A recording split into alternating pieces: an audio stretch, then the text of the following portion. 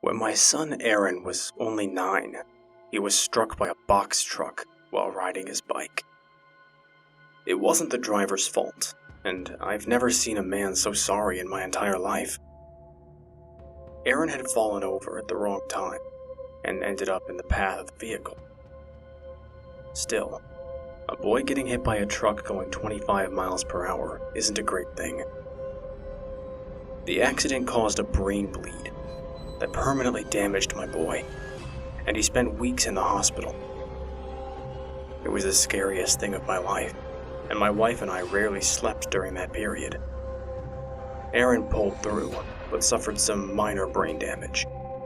Nothing extremely bad. He can talk, walk, and enjoy life, which is the most important thing.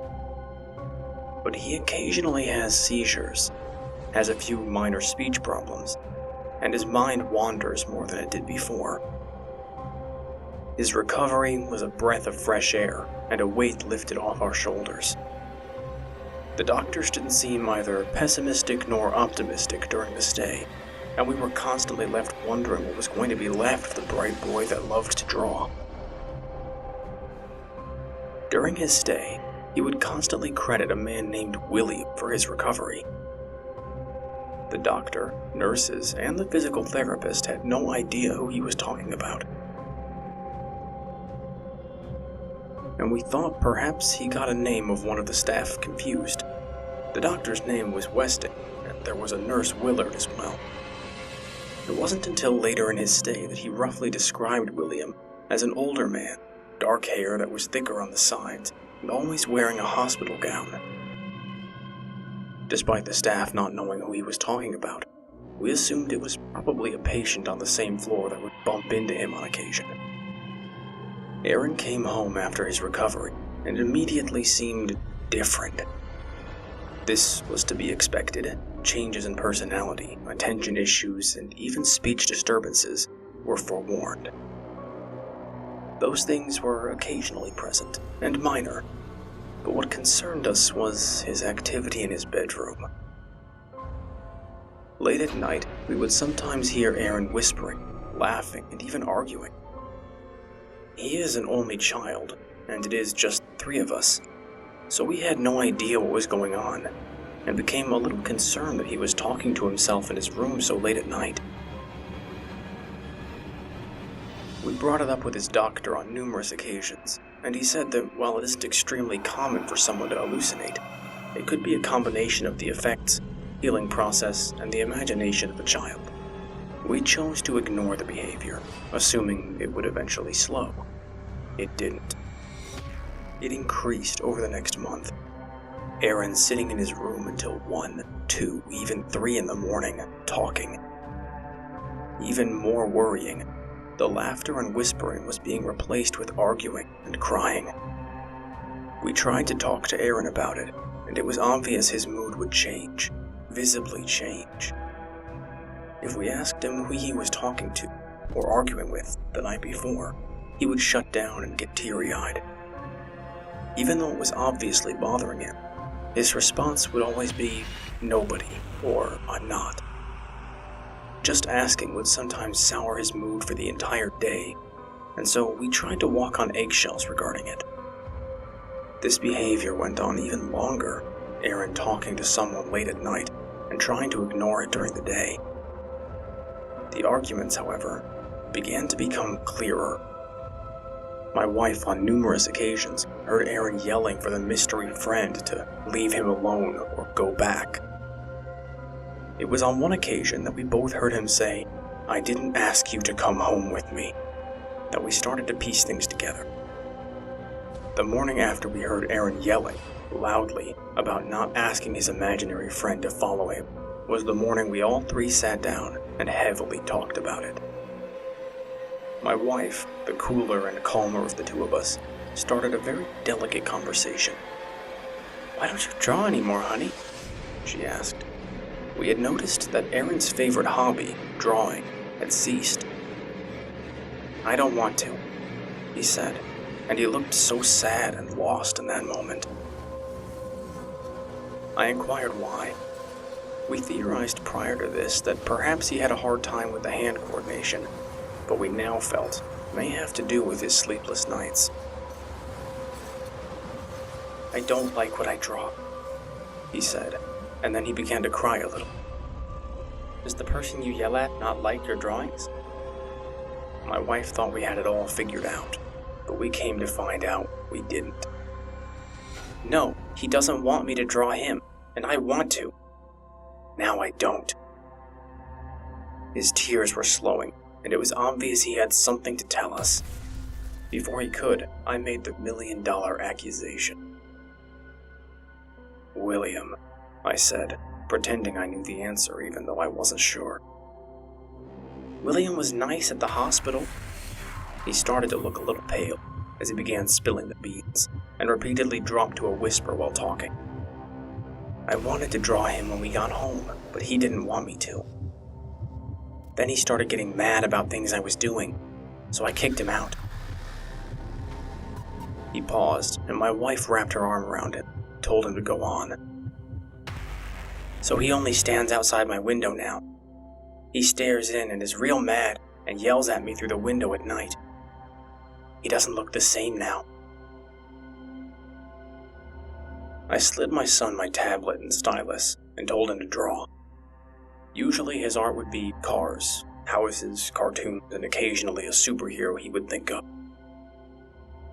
He was always very talented when it came to drawing, had his own style. He began drawing as he slowly talked.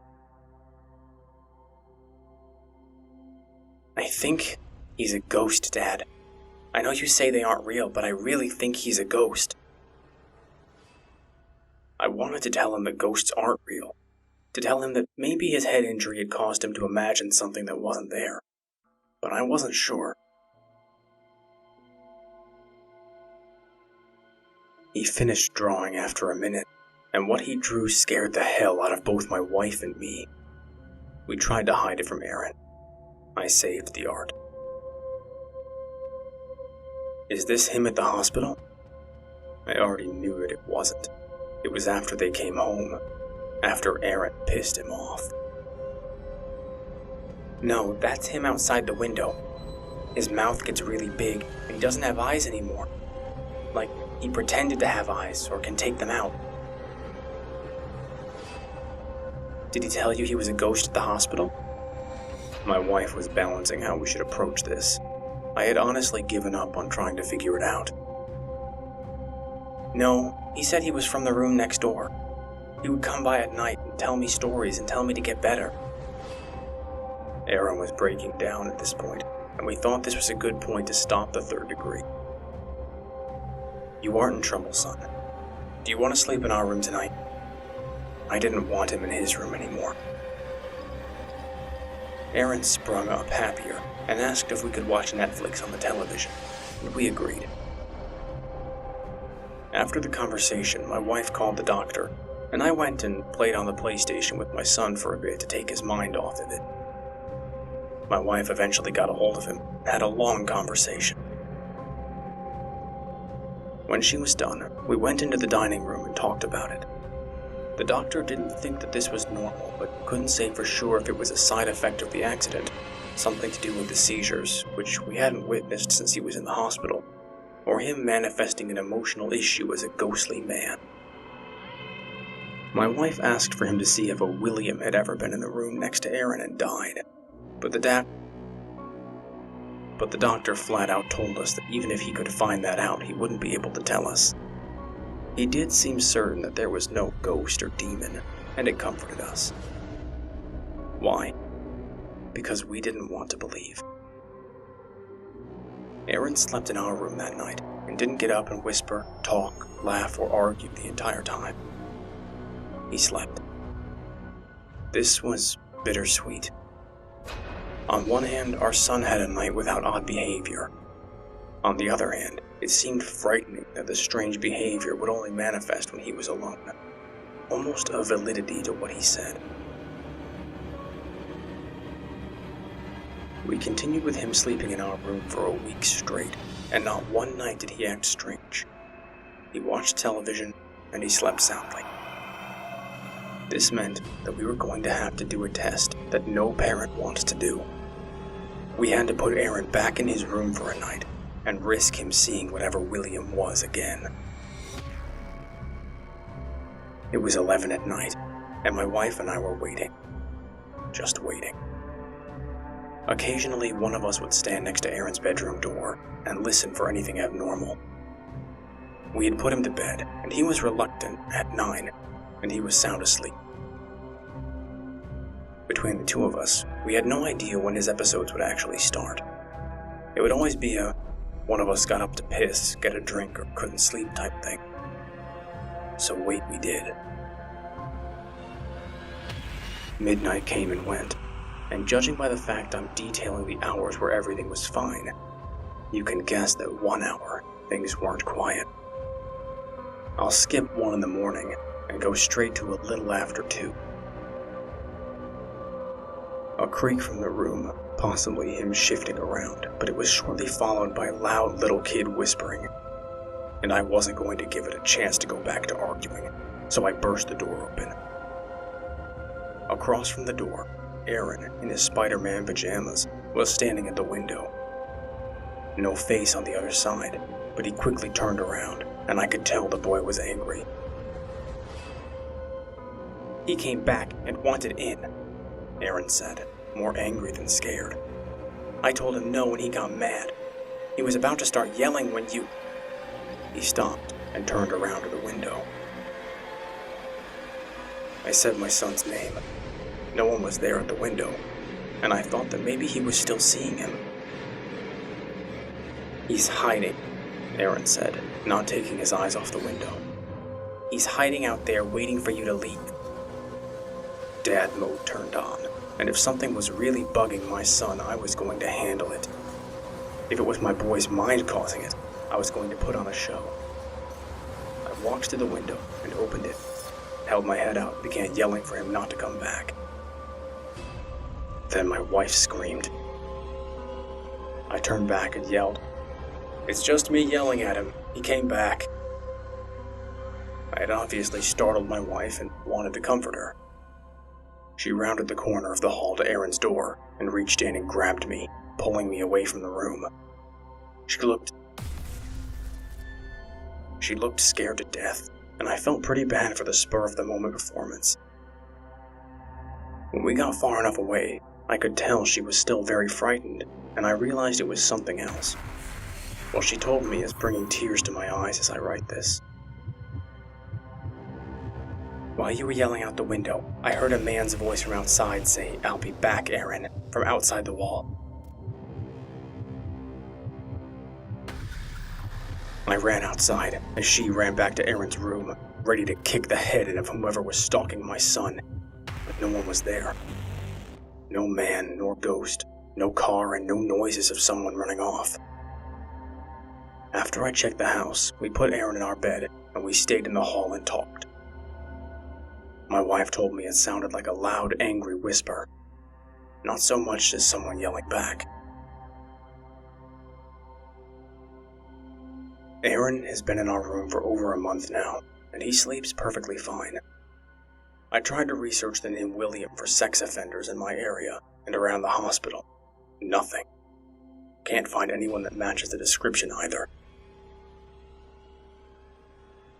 My wife fully believes that something followed our son home from the hospital, and I'm inclined to agree. We try not to leave him alone much, in case William comes back. Our son still doesn't draw, which is very sad, but we can understand. The whole ordeal has been a lot for him, and he handled it well, but he's too afraid to draw. We don't know exactly what William said to make him so afraid of doing it, and he won't tell us. Our guess is that William made some mighty big threats, which makes whatever or whomever this is dangerous. I still have the drawing he did of William. I absolutely hate looking at it, and included it here. It's a shame. We think our son is talented for his age, and maybe one day, he can leave this all behind him. Thank you for listening, and a big thanks to all of my patrons on Patreon for continuing to support my content.